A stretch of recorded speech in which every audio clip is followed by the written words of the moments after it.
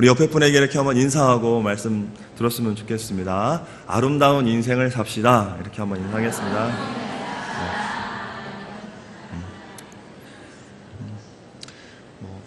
인생이라고 이야기하면 사실 수많은 일들이 일어나기 때문에 이게 뭐 좋은 거다 나쁜 거다 이렇게 말하기는 쉽지 않을 테지만 정말 하나님 앞에 사는 우리가 아름다운 인생을 살았으면 참 좋겠습니다.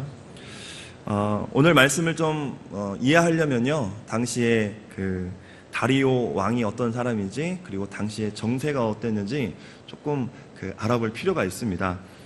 역사라서 좀 숫자가 나오고 BC 몇 년 나오지만 숫자는 기억하시지 않으셔도 되고 상황이 이렇구나 이것만 잘 인지하시면 좋을 것 같습니다.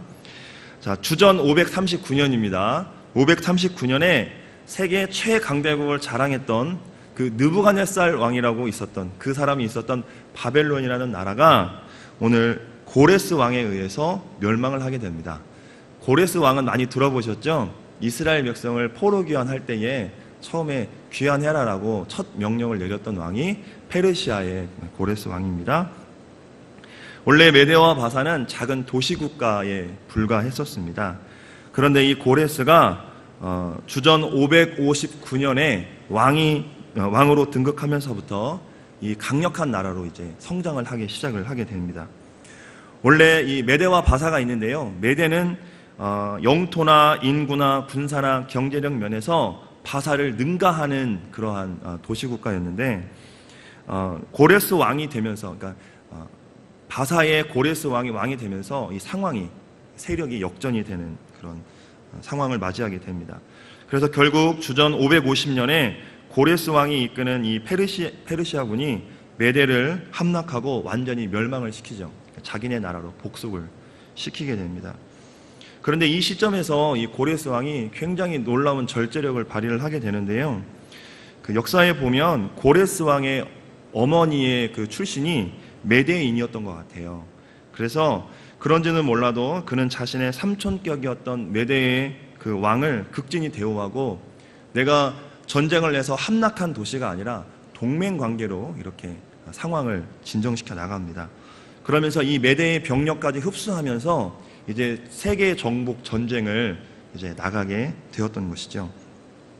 그 여세를 몰아서 539년에 주전 539년에 그 막강했던 결코 망하지 않을 것 같았던 바벨론이라는 나라를 이 고레스 왕이 함락을 시키게 되고요.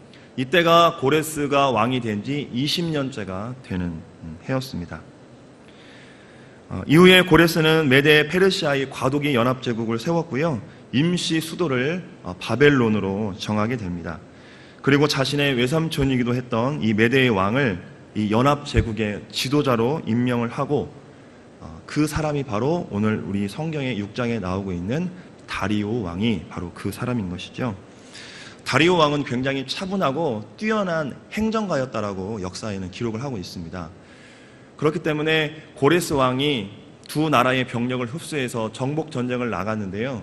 그 정복 전쟁을 나간 이후에 점점 나라가 커지니까 그 나라를 다스리고 행정구역을 세우고 거기에 장관을 임명해서 나라의 기틀을 잡아가는 것을 누가 했느냐? 다리오 왕이 했다라는 것이죠. 그러한 평안함 가운데에 고레스 왕은 정복 전쟁에만 집중할 수 있었던 그러한 시대적 상황을 생각하시면서 오늘 말씀을 들으시면 조금 더 이해가 쉽게 되지 않을까 생각이 듭니다.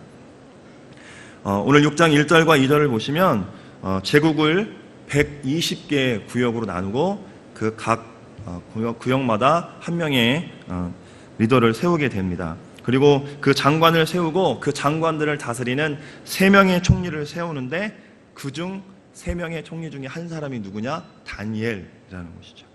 여러분, 총리의 역할은 많은 일들이 있겠지만 그냥 한마디로 이야기하면 나라 살림을 잘 꾸려가는 게 총리의 역할이다라고 생각을 하시면 더 쉽겠습니다.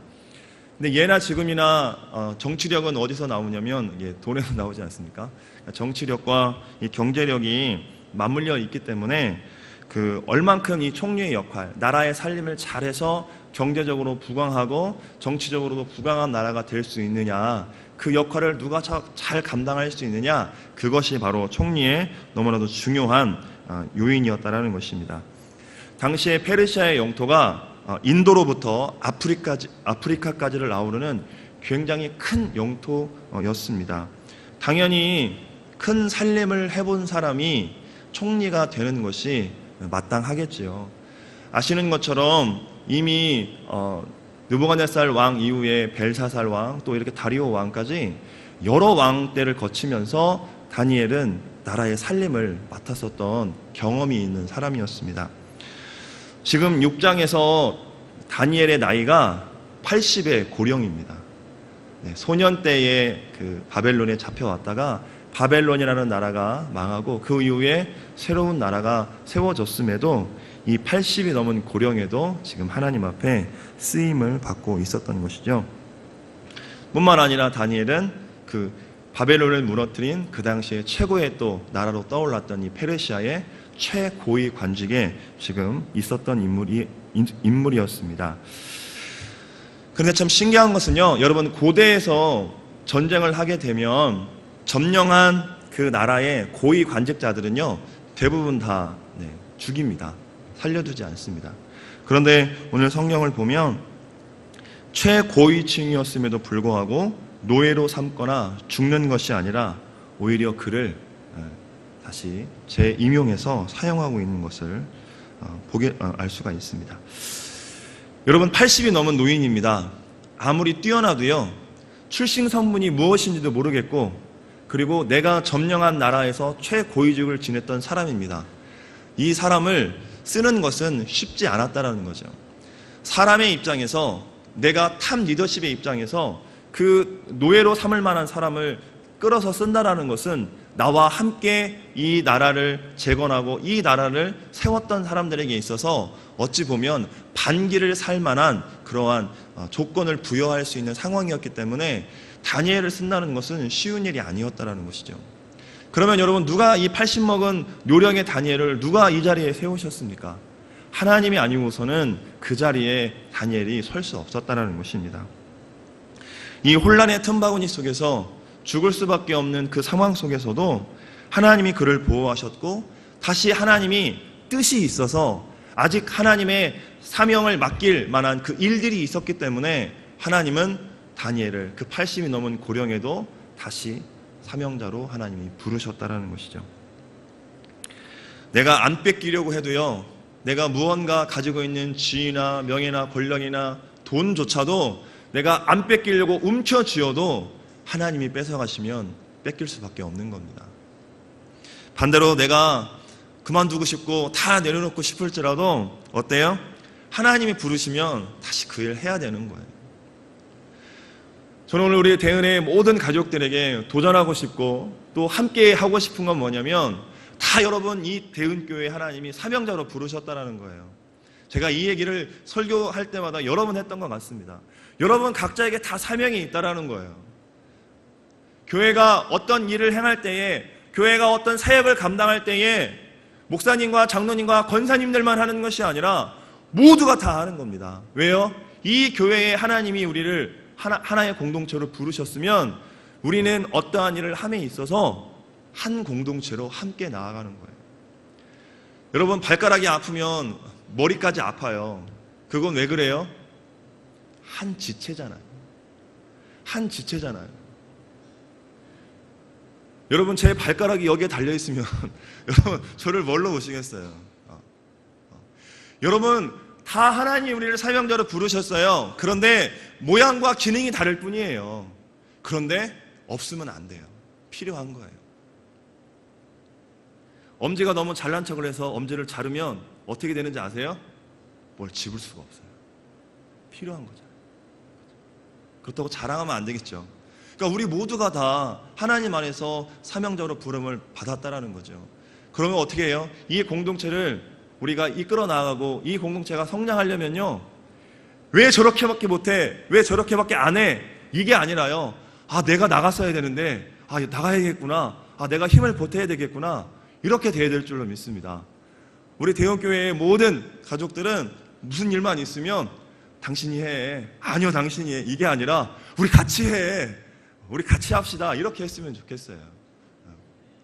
그리고 하나님이 부르시기 전까지는 항상 그 일을 감당했으면 좋겠습니다. 하나님이 이제 그만해라 하시기 전까지는 내가 맡은 일에 최선 다했으면 참 좋겠습니다.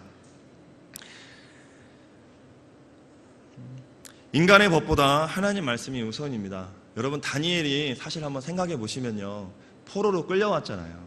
다니엘 1장을 보시면 포로로 끌려왔습니다. 그래서 자기네 나라 것도 아닌 그 바벨론의 모든 문화를 익혔고요, 그 바벨론 나라에서 또 고위 관직을 지냈습니다. 여러분, 우리가 아무리 재미있고 신나는 일도 사실 나이가 들어가매 그 일을 감당할 때에 어느 정도 연륜이 되면 쉬고 싶잖아요. 그게 사람 마음이잖아요. 그런데 지금 다니엘이 겪고 있는 것은 시대의 격변이잖아요. 자신이 어쨌든 바벨론에서 섬겼는데 그 바벨론이 망했어요. 새로운 나라가 들어왔어요. 그러면 아무리 고위직 이런 걸 떠나서 쉬고 싶은 게 사람 마음이고 그게 인지상정인데, 다니엘은 하나님이 부르셨기에 성경에 나와 있지 않지만 불평 한마디 하지 않고 또 그 일에 뛰어들고 나아갔다는 거죠. 여러분, 지금도 사실 80 드시면 뭐 그래도 젊다고는 하지만 그래도 온몸에 안 아픈 곳이 없고 힘들고 어려운 부분이 분명히 있지 않겠습니까? 더불어 여러분, 최고위직이라면 스트레스가 이만저만이 아니고 또 나뿐만이 아니라 같이 2명이 있던 이 총리와 관계가 그다지 좋지만은 않았을 거라는 거죠. 왜요? 내 출신 성분이 일단 그렇잖아요. 이 사람들은 이 왕과 함께 전쟁을 했거나 이 왕과 함께 힘을 합하여서 이 페르시아 제국을 일으킨 사람일지도 모르는데, 나는 이게 어디서 온 사람인지도 모르고 머리도 이미 다 하얗게 바라고 80 넘은 할아버지가 와서 자기들하고 갑자기 그 동급 선에서 무언가를 한다고 하니 얼마나 힘들고 어려웠겠어요. 그럼에도 불구하고 하나님이 부르셨기에, 하나님의 말씀이었기에 그는 순종했다라는 거죠. 사랑하는 성도 여러분, 하나님이 말씀하시면 토달지 않았으면 좋겠습니다. 하나님이 말씀하시면 예 주님 하고 그렇게 열심으로 열정을 다해 나아갈 수 있는 그런 우리 대운교회 모두가 되기를 간절히 소망합니다. 우리 3절을 같이 한번 읽어보겠습니다. 3절 시작.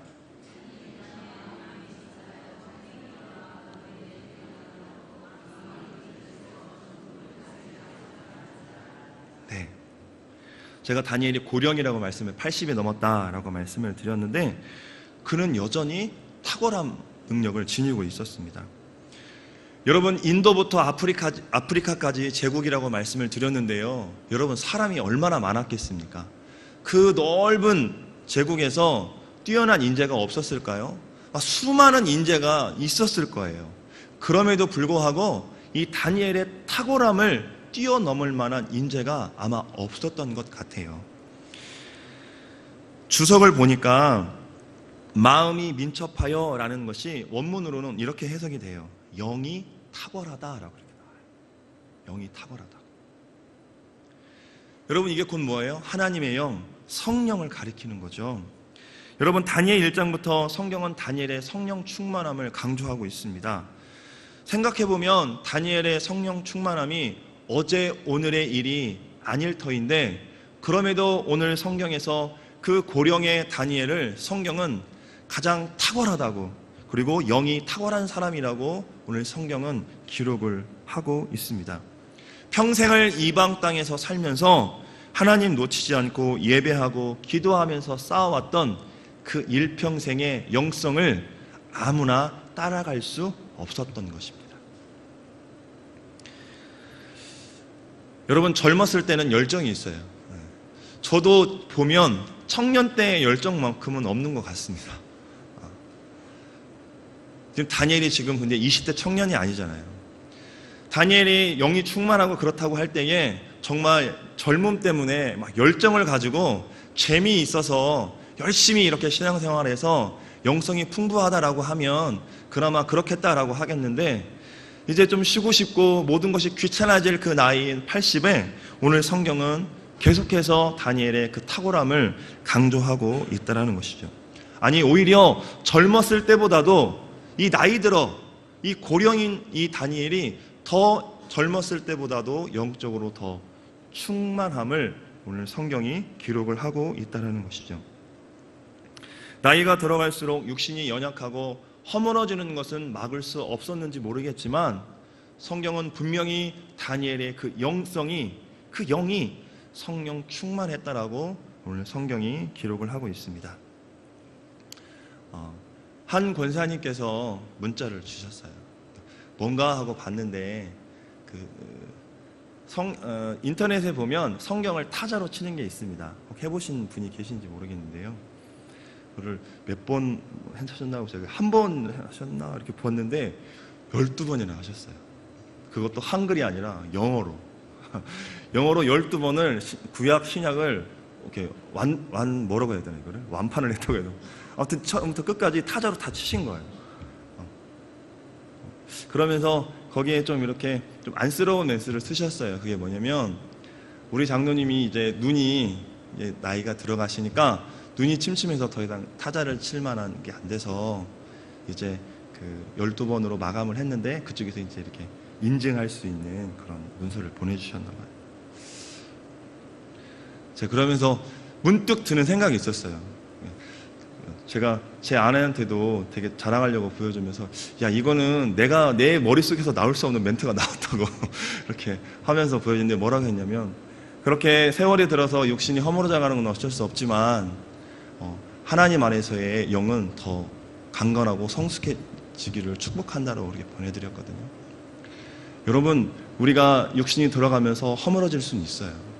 사실 요즘은 젊은 사람들도 뭐 여기저기 아프니까 아픈 것을 그렇게 자랑할 건 아니겠지만 우리 안에 분명히 육신이 허물어져 가는 건 어쩔 수 없습니다. 사람의 힘으로 막을 수 없습니다. 그러나 성경이 분명히 우리 가운데 보여주고 있는 것은 뭐냐면 나이가 들어간다고 해서 영도 사그라든다라고 성경은 절대 기록하지 않습니다. 모세도 죽음을 맞이할 때에 그는 영은 총명했다라고 성경에 기록해요. 우리가 하나님 안에 살면 육은 무너질 수 있지만 우리의 영은 점점 강건해져 갈 줄로 믿습니다. 여러분 썩어져가는 이 세대에 평생을 쌓은 그 영적인 내공이 우리 가운데에 좀 표출될 수 있는 삶을 살았으면 좋겠습니다. 정말 예수 30년, 40년, 50년 믿었는데도 교회 다니는지 예수 믿는지도 모르는 예수의 향기도 하나 안 나는 그러한 사람이 아니라 내가 드러내려고 하지 않아도 그 쌓인 영성이 그 쌓인 그 영의 내공이 그냥 자동적으로 막 향기가 나고 막 분출되어지는 그러한 삶을 살아갈 수 있는 우리 대연의 모든 가족들이 되었으면 참 좋겠습니다. 정말 당신의 능력을 보여주세요 이런 멘트도 있었는데요. 우리 옆에 분에게 이렇게 한번 축복했으면 좋겠습니다. 성령의 능력을 보여주세요. 자, 인사 한번 하겠습니다. 네. 할렐루야. 네. 다른 분들은 어디 가서 트러블 메이커 되고 싸움 시키고 그런 분들 될지라도 우리 대연의 모든 가족들은 어디 가든지 성령의 능력을 보이셔서 오히려 싸움을 있는 곳에 화해가 일어나고 화평이 일어날 수 있는 그런 놀라운 하나님의 사람들이 됐으면 좋겠습니다. 우리 4절을 같이 한번 또 읽어보겠습니다. 4절 자 시작.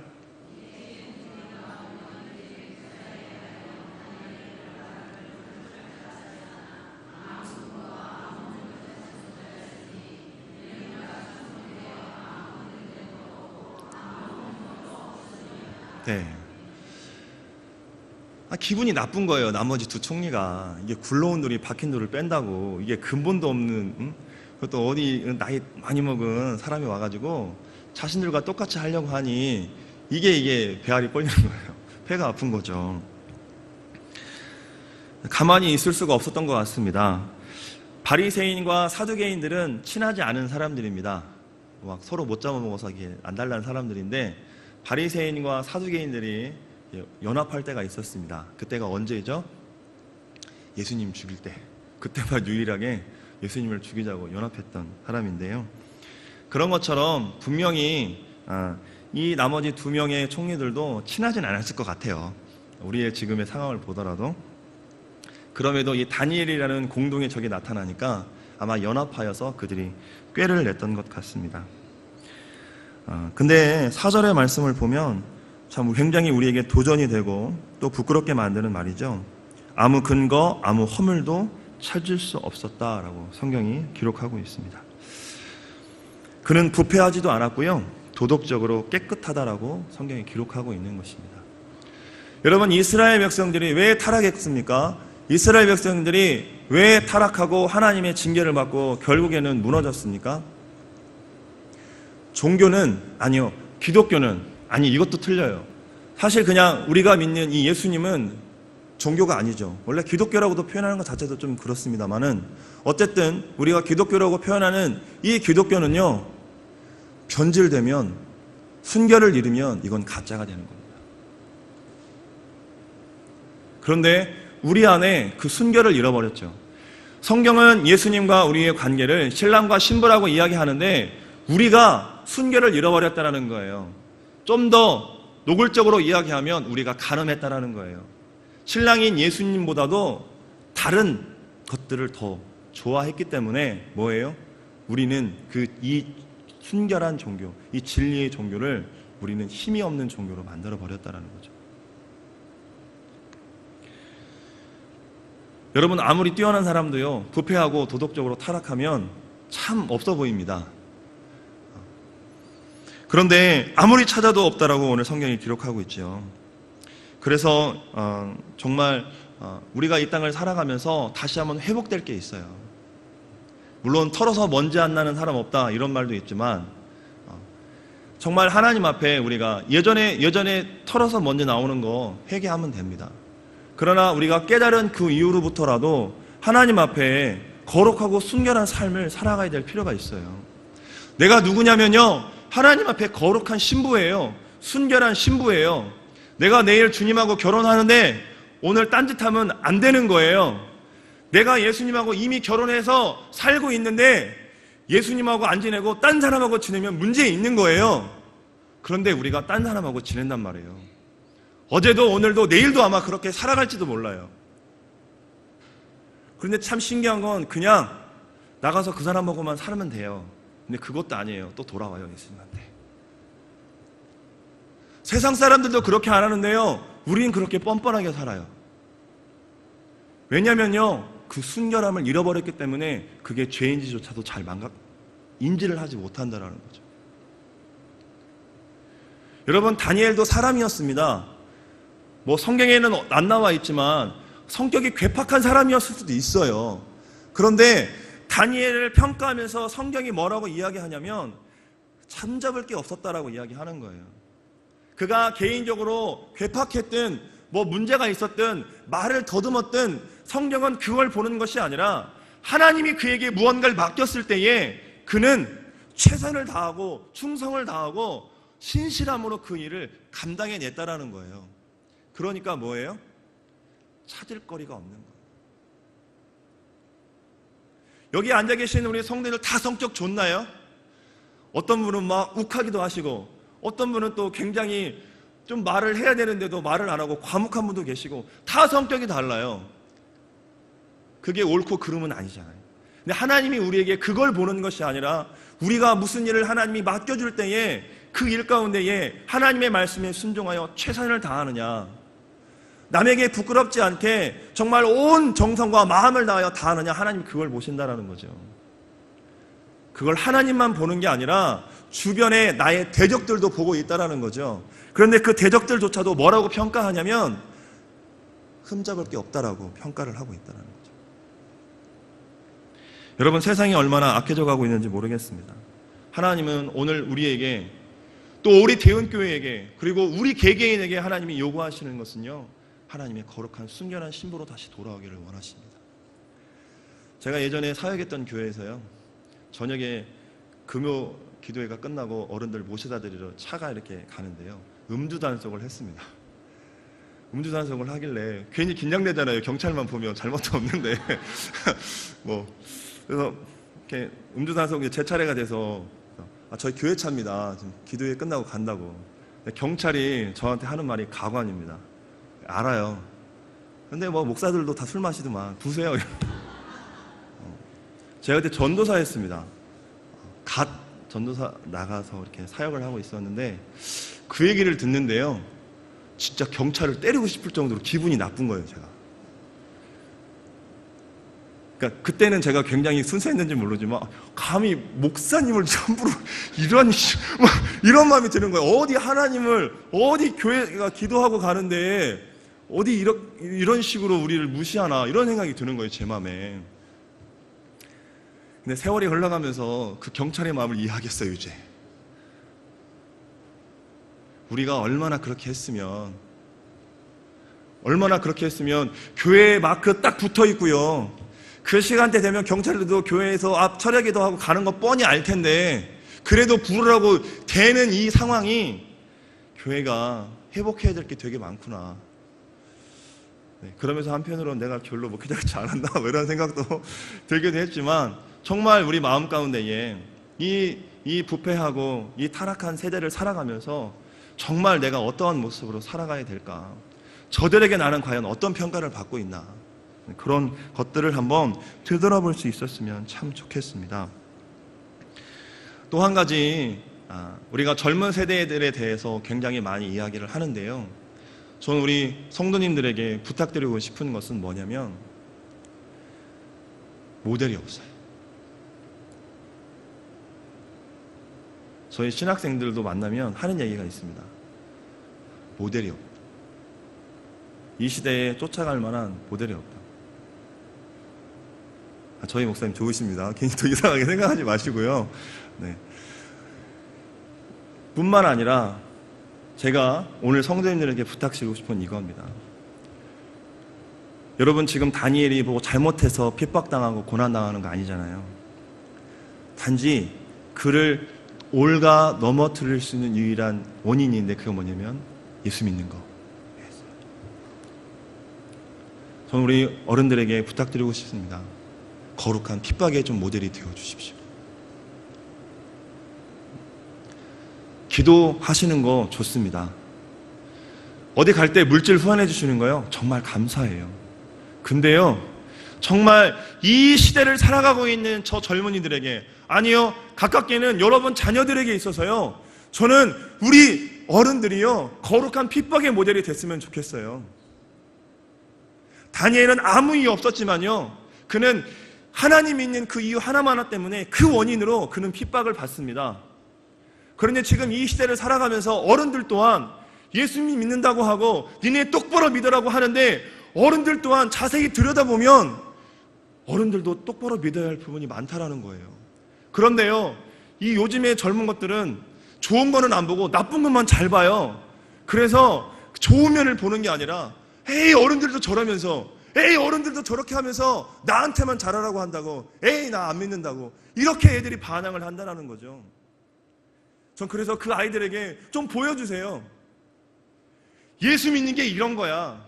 내가 부족하고 연약하지만 내가 거룩한 믿음의 핍박의 모델이 돼줄게. 나 좀 봐라. 이렇게 믿어야 된다. 이 약하고 폐역한 세대 가운데에 예수 믿는지 세상 믿는지도 모르고 술에 술 탄 듯 물에 술 탄 듯 신앙생활하면 안 돼. 나처럼 때로는 힘들고 어렵고 고난당하고 핍박당할지라도 이게 믿는 게, 이렇게 예수님 믿는 게 정답이야. 이게 예수님이 기뻐하는 거야. 그런 거룩한 핍박의 모델들이 저는 우리 대운교회에서 많이 나오기를 소망합니다.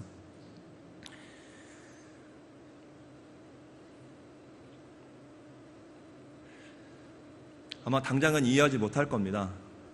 그리고 지금 가장 문제가 되는 게 그거죠. 세대 간의 단절. 네. 저도 주일학교를 하고 있는데요, 이 아이들하고 대화가 잘 안 돼요. 어렵습니다. 제가 설교할 때 이렇게 어른 단어나 어른 표현을 이렇게 안 하려고 무지 생각을 하면서 이야기하는데도 막 급하면 어른한테 하는 표현이 막 이렇게 나가게 되거든요. 그만큼 저 아이들과 저와의 그 세대 간의 단절이 일어나고 있는데, 우리 부모 세대와 아이들 간의 그 세대 간의 단절이 일어나고 있어요. 시대가 빠르게 변하니까 어쩔 수 없다고는 하지만 꼭 우리가 그 단절을 끊어야 할 게 있어요. 그게 뭐냐면요, 세대 간의 신앙의 단절은 좀 끊었으면 좋겠습니다. 세대 간의 신앙이 단절되어 버렸다라는 거죠. 정말 이 세대 간의 이 신앙의 단절이 회복되어야 될 줄로 믿습니다. 이 아빠가, 이 엄마가 세상적으로는 사실 많이 성공하지 못했고 내가 너한테 많이 물려줄 것도 없고 네가 아빠라 엄마를 보기에 별것 아닌 것 같지만 내가 너에게 이거 하나만큼은 부끄럽지 않고 이거 하나만큼은 물려주고 싶다. 그 신앙에 대해서 이야기할 때에 그 자녀들이 그 세상적인 것은 몰라도 내가 내 엄마와 아빠를 봤을 때에 그 신앙적인 거 하나만큼은 내가 인정합니다. 내가 그 대화만큼은 끊어지지 않기를 원합니다라고 그 아이들이 당장에 그 앞에서는 듣는 것 같지 않지만 그 아이들의 마음속에 자리 잡을 수 있을 만한 그러한 영적인 세대 간의 이어짐이 있었으면 좋겠어요. 전 그걸 위해서 우리가 정말 기도해야 된다고 생각하고요. 그걸 위해서 우리가 애쓰지 않아야 될까라는 마음이 있습니다. 여러분, 이스라엘의 사람들은요, 할아버지로부터 아버지로부터 그 아이를 앉혀놓고 그 아이를 안고 그 구약 시대부터 수많은 성경의 이야기들을 어렸을 때부터 해줍니다. 그렇기 때문에 제가 뭐 이스라엘에 살아보지도 않았고요, 잘은 모르겠지만 그들 안에 그 신앙의 유산은 끊어지지 않아요. 그들은 어렸을 때부터 그 신앙으로 살기 때문에 그들은 정말 잘되고 복받고 훌륭한 영향력을 끼치면서 살고 있지 않습니까? 한순간에 되지 않습니다. 하지만 정말 그 신앙의 그 세대가 끊어지지 않도록 우리가 기도하고 관심 갖고 할 수 있는 그런 우리가 되기를 간절히 소망합니다. 우리 10절입니다. 건너뛰어서 10절을 한번 읽어보겠습니다. 시작.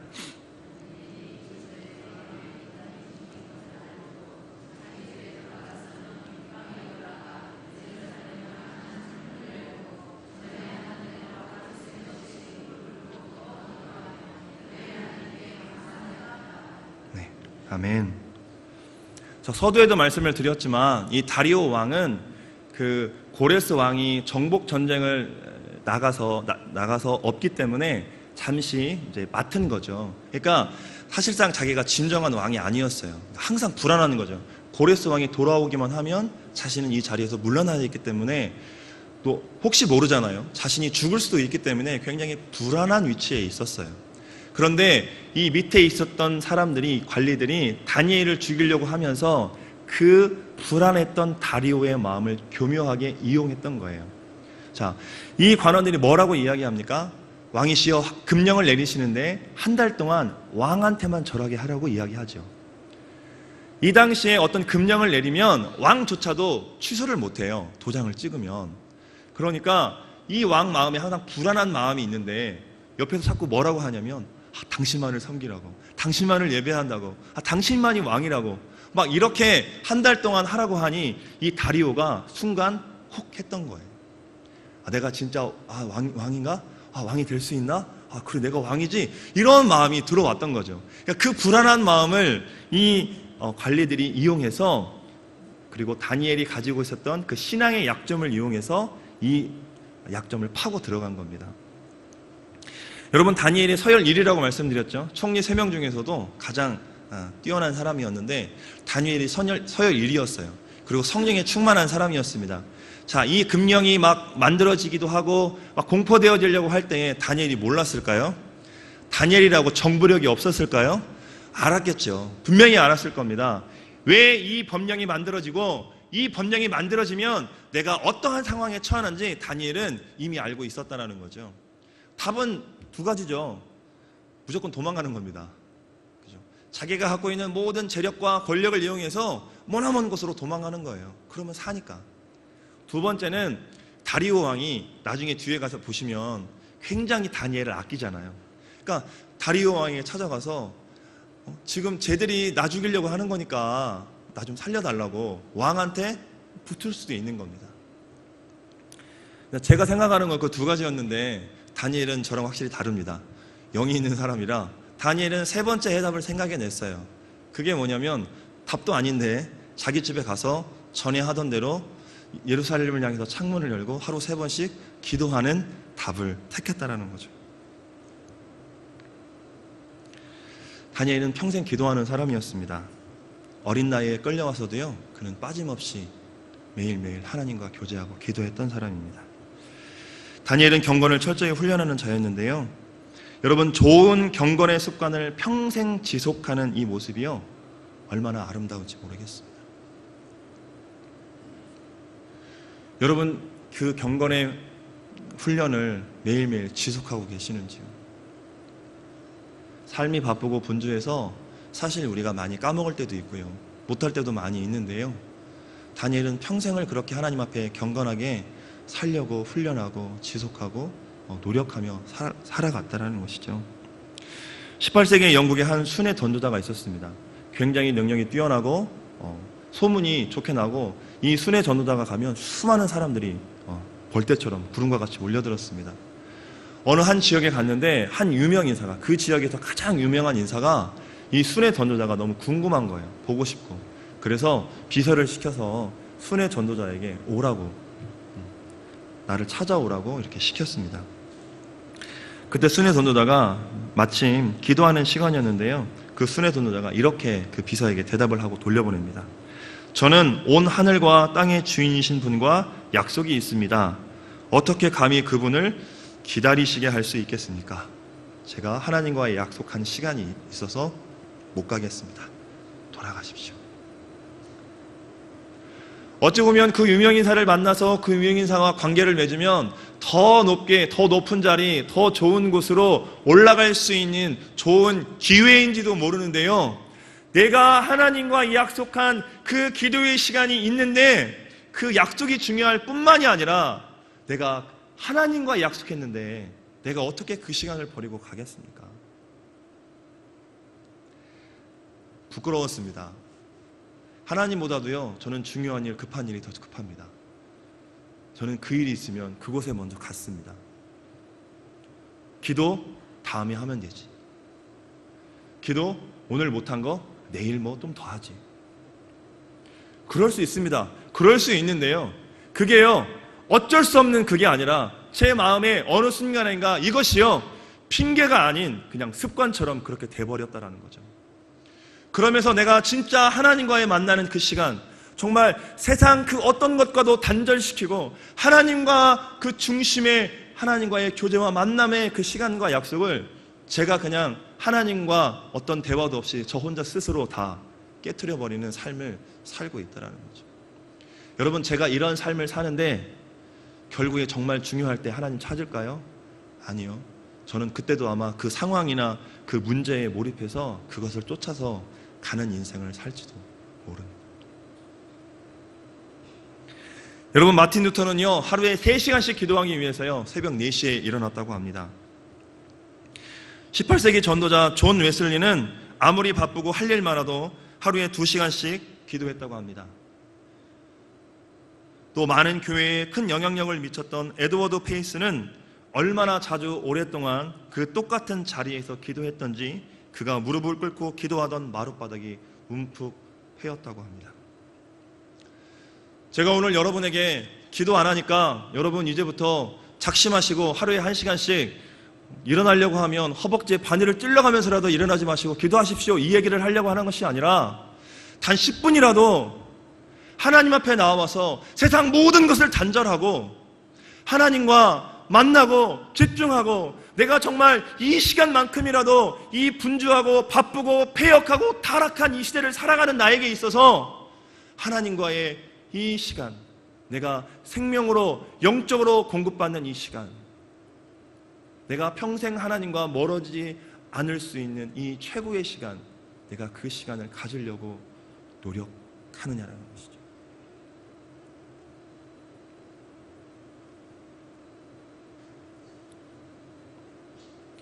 제가 여러분에게 영웅이 되라고 말씀드리지 않습니다. 하나님은 영웅을 원하는 것이 아니라 하나님을 바라보는 평범한 사람을 원하십니다.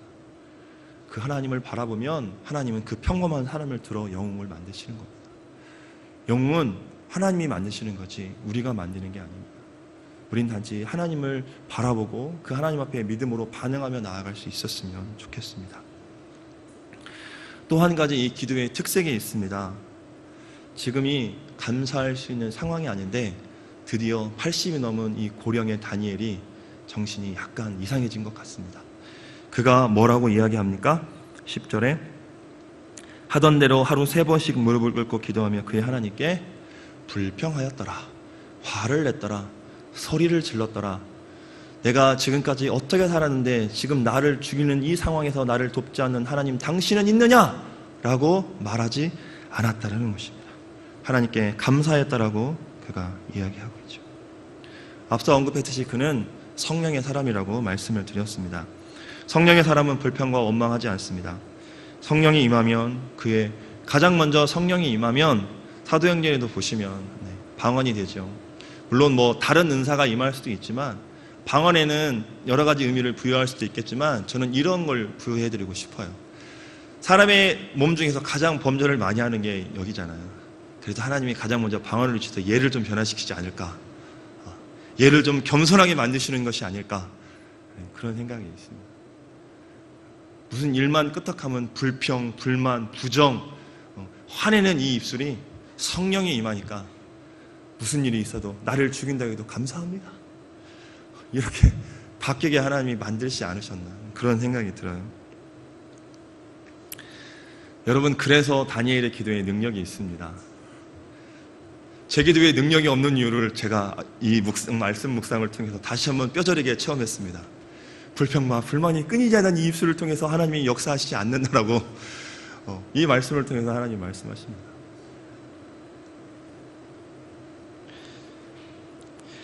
그의 영적인 저력이요, 그를 인생 최대의 위기에서 돌파할 수 있는 힘을 주는 것입니다. 진짜 감사할 때 평안할 진짜 감사는 평안할 때 하는 것이 아니라 이해할 수 없고 또 감사할 수 없는 상황이지만 하나님의 선하심을 믿고 하나님께서 역사하실 것을 믿고 그 안에서 하는 감사가 진짜 감사고 진짜 믿음인 줄로 믿습니다. 빌립보서 4장 6절 7절 아시는 것처럼 아무것도 염려하지 말고 모든 일에 기도와 간구로 너희 구할 것을 감사함으로 하나님께 아뢰라 라고 이렇게 이야기하고 있죠. 자, 10절에 알고도 라고 되어 있습니다. 자신의 죽음으로 몰고 가는 이 상황을 알고도 이렇게 행동하는 다니엘을 보면 한편으로 어리석기까지 합니다. 적어도 한 달이라고 분명히 기한이 제한되기 때문에 지하실로 들어가든지 아니면 광야에 가서 거기서 했으면 참 좋았을 것을 무슨 잘났다고 그냥 창문을 열어놓고 그가 다 봐라 나 기도한다 하는 것처럼 그렇게 기도하는 것을 보면 좀 한편으로는 참 어리석어 보이기도 하는 마음이 들기도 합니다. 그런데 다니엘은 단 하루도 단 한 시간도 자신이 그렇게 하나님과 만나기로 약속했던 그 경건의 그 시간을 포기하고 싶지 않았던 것이죠. 전 우리에게 좀 이런 결단력이 있었으면 참 좋겠습니다. 보면 기도하다가도 핸드폰 울리면 눈이 떠지고 누구한테 전화가 왔던지 확인하게 되지요. 저도 그렇습니다. 참 이 핸드폰이 필요한데 이게 참 영성 생활하는 데 있어서 참 방해가 굉장히 많이 됩니다. 부탁드립니다. 시계를 사십시오. 교회 새벽 예배나 오실 때, 기도하러 오실 때는 얘를 갖고 오지 마시고 가족들에게도 미리 다 문자를 돌리세요. 나 기도하러 간다. 찾지 마라. 나 기도하러 간다. 찾지 마라. 그렇게 하시면 얼마나 좋겠어요. 오는데 엄마 어디 갔어? 엄마 배고파. 밥 줘. 이런 수많은 연락들이 오게 되는데요. 정말 하나님 앞에 그런 시간들 가질 수 있는 그런 우리가 됐으면 참 좋겠습니다. 상황에 굴하지 않고요. 다니엘은 정말 사실은 죽음을 각오한 것 같습니다. 정말 하나님 앞에요. 하나님 성경에도 나와 있는 것처럼 하나님 앞에 죽음을 각오하면 하나님은 그 사람을 꼭 살리시는 것 같습니다. 여러분, 우리가 사실 가장 두려워하는 죽음이라든지 또 그에 버금가는 경제적인 어려움, 신체적인 어떤 압박이나 구속 이런 거 사실 우리 받지 않잖아요. 그럼에도 불구하고 우리가 하나님 앞에 온전히 결단하지 못하고 나아가지 못하는 안타까운 모습들이 있습니다. 여러분, 사람이 보아도 이렇게 안타까울진데 하나님은 정말 우리와 교제하고 싶으셔서 우리를 만드셨는데 그 하나님 앞에 나아가지 않는 우리의 모습 가운데에 하나님이 얼마나 쓸쓸하고 외로워하실지 한번 생각해 볼 수 있는 우리가 되었으면 좋겠습니다. 한옥 목사님이라는 분이 있는데요. 이분이 다니엘 임팩트라는 책을 쓰셨습니다. 이 책에서 그는 이 부분을 이렇게 표현합니다. 목숨을 잃을 각오로 우상 숭배를 거부하는 일 이상으로 어려운 일은 그와 같은 각오로 하나님께 예배하는 것이다 라고 했습니다. 즉 무엇이냐면 당장 눈앞에 보이는 정말 크게 보이고 이거는 잘못된 거야 라고 우리 머릿속에 인식되어 있는 것들에 대해서는 강력하게 우리가 저항할 수 있지만 매일매일 우리의 삶 가운데 있어서 기도하고 예배하고 찬양하고 모임 갖는 그냥 우리가 일상적이라고 생각하는 이 경건의 삶을 꾸준히 유지하는 것이 정말 어렵다, 어려운 일이다 라고 이야기하고 있는 것이죠. 다니엘의 기도는요, 목숨을 건 예배였습니다. 설령 이 예배를 통해 나에게 험난한 고난이 올지라도 포기할 수 없는 것입니다. 왜냐하면 다니엘은 그 예배 가운데에 자기가 힘들고 어려울 때에 그 예배를 통하여서, 기도를 통하여서 하나님을 만났고 이 80평생이 되기까지 하나님 은혜 가운데에 걸어올 수 있었기 때문에 그렇습니다. 사랑하는 대원의 우리 모든 성도 여러분, 우리 모두가 한평생을 이 땅에서 삽니다. 똑같이 우리에게 24시간이 주어지고요, 1년 365일이 주어집니다. 물론 온 날짜는 다 다르고 또 가는 날짜도 다 다르지만 중요한 건 우리가 하루하루 지금 살아가고 있다는 것입니다. 여러분에게 묻고 싶습니다. 여러분이 보실 때에 다니엘의 인생이 초라한 인생입니까? 아니면 아름다운 인생입니까? 여러분의 인생이 지금까지 어떠한 인생이셨습니까? 또 앞으로 여러분은 어떠한 인생을 살아가기를 원하십니까? 사랑하는 성도 여러분, 정말 다니엘과 같이 정말 하나님 앞에 멋진 아름다운 인생 살아가는 우리 모두가 될 수 있기를 간절히 소망합니다. 그가 산 인생 아름다웠을 뿐만 아니라 향기나는 인생이었습니다. 정말 우리 대은 공동체가 모일 때마다 그 신앙의 향기가 났으면 좋겠습니다. 예수의 향기가 났으면 좋겠습니다. 더불어서 우리가 그런 인생을 살면 자연스럽게 죽어가는 영혼에게 예수 그리스도를 전할 수 있고 그 영혼을 구원할 수 있는 일에도 우리가 쓰임 받을 줄로 믿습니다. 정말 아름다운 인생, 향기나는 인생 삶으로 하나님 앞에 더욱더 칭찬 듣고 또 영혼도 구원하는 우리 모두가 되기를 간절히 소망합니다.